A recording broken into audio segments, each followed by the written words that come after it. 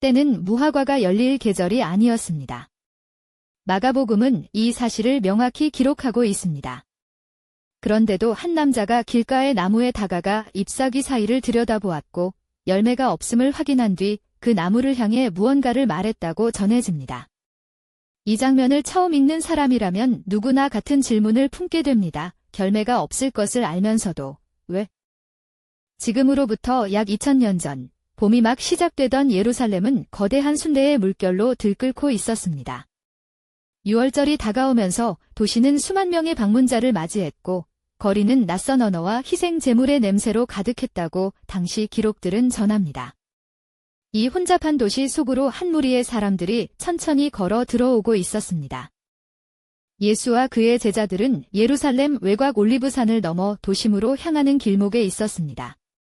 이 여정은 복음서 저자들이 각별한 주의를 기울여 묘사한 구간으로 유독 많은 사건들이 이 며칠 안에 집중되어 있습니다.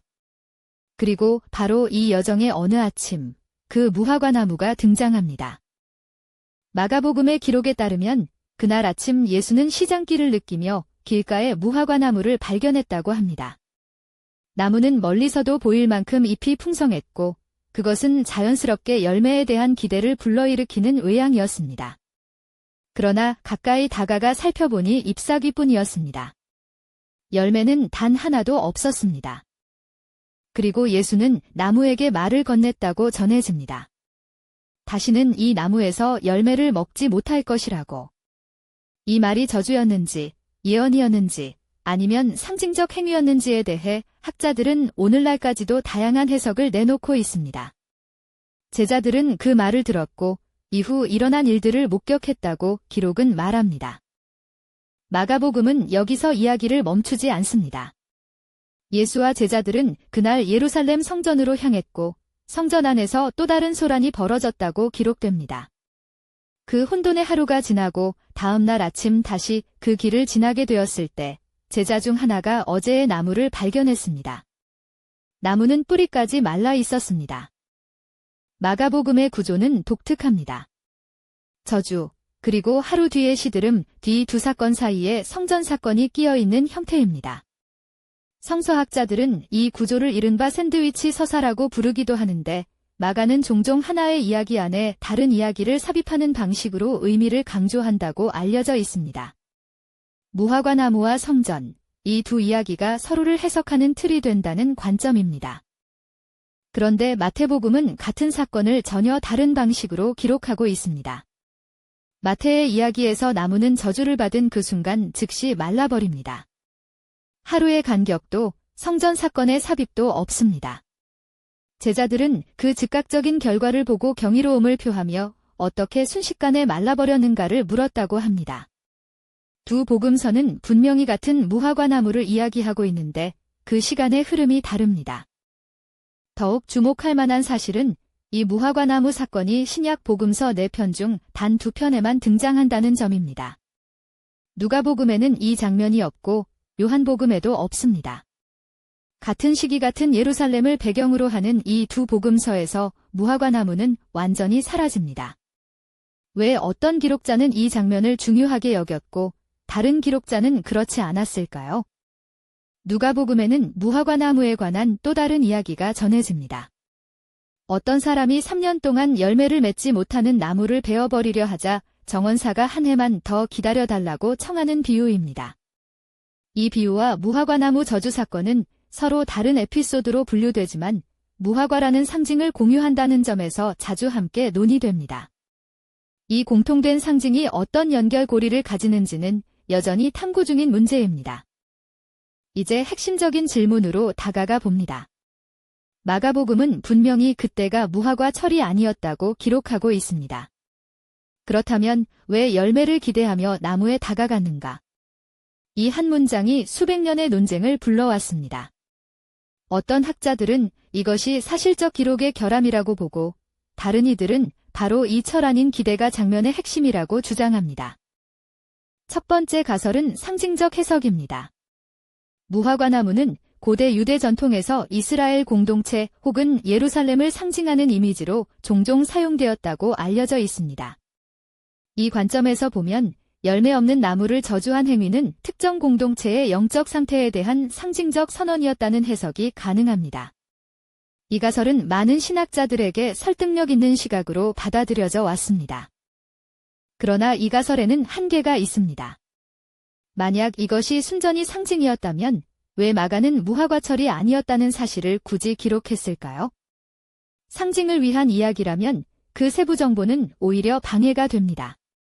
반대로 그 세부 정보야말로 이것이 실제 사건의 기록임을 보여주는 흔적이라고 보는 시각도 존재합니다.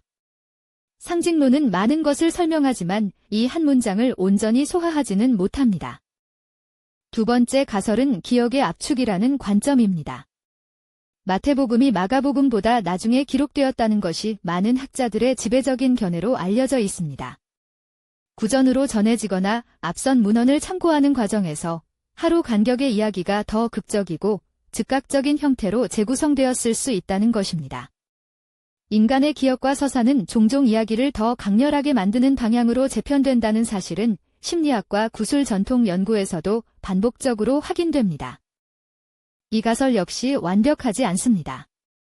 만약 마태가 마가를 참고했다면 왜 그는 시간 순서를 의도적으로 바꾸었을까요? 단순한 실수라고 보기에는 두 복음서가 공유하는 세부 사항들이 지나치게 구체적입니다. 일부 학자들은 이것이 의도적인 신학적 편집이었다고 보며 다른 이들은 서로 독립적인 전승을 바탕으로 했기에 차이가 생겼다고 주장합니다. 어떤 설명도 나머지 하나를 완전히 논박하지는 못합니다. 세 번째로 검토할 가설은 누가복음의 비유와의 관련성입니다. 일부 성서학자들은 무화과나무 저주 이야기가 누가복음의 열매 없는 나무 비유에서 발전했을 가능성을 제기합니다. 비유가 실제 사건처럼 서술되는 방식으로 전승 과정에서 변형되었을 수 있다는 것으로 이른바 역사화라고 불리는 이 현상은 고대 문헌에서 드물지 않게 관찰된다고 알려져 있습니다. 다만 이것은 가능성에 대한 논의이며 어느 방향으로도 확정된 결론은 아닙니다. 누가의 비유와 마가, 마태의 사건 기록 사이에는 세부 설정과 맥락에 상당한 차이가 있으며 이 두 전통이 어떤 방향으로 영향을 주고받았는지는 명확하지 않습니다. 어떤 쪽이 먼저였는지 혹은 둘 다 더 오래된 공통 전승에서 비롯된 것인지를 현재의 문헌 증거만으로는 확정하기 어렵다는 것이 학계의 일반적인 입장으로 알려져 있습니다. 세 개의 가설이 있고 그 어느 것도 단독으로 모든 질문에 답하지 못합니다. 결국 우리가 확인할 수 있는 것은 이것입니다. 하나의 사건이 두 개의 서로 다른 형태로 기록되었고 나머지 두 복음서는 그 장면을 아예 전하지 않았습니다. 각각의 이유가 있었겠지만 그 이유는 기록 안에 남아있지 않습니다. 역사는 종종 무엇이 일어났는지가 아니라 무엇이 기록되었는지를 통해 우리에게 전달되며 기록은 언제나 인간의 손을 거칩니다. 2000년의 세월이 지난 지금도 이 장면은 여전히 질문을 남깁니다. 같은 목격담이 왜 다르게 기억되었는가? 기록되지 않은 것은 일어나지 않은 것인가? 우리가 역사라고 부르는 것은 얼마나 완전한가? 무화과나무 한 그루의 이야기가 이토록 넓은 질문들로 뻗어나갈 수 있다는 사실 자체가 어쩌면 이 기록이 오랫동안 살아남은 이유일지도 모릅니다. 여러분은 이 이야기를 어떻게 읽으셨나요? 이것이 상징적 행위라고 생각하시나요? 아니면 기억이 재구성된 과정의 흔적이라고 보시나요? 혹은 지금까지 다룬 세 가설 말고도 전혀 다른 시각을 가지고 계신가요? 댓글로 여러분의 생각을 남겨주세요. 이 채널은 역사 속에 묻힌 미해결의 질문들을 앞으로도 계속 탐구해 나갑니다.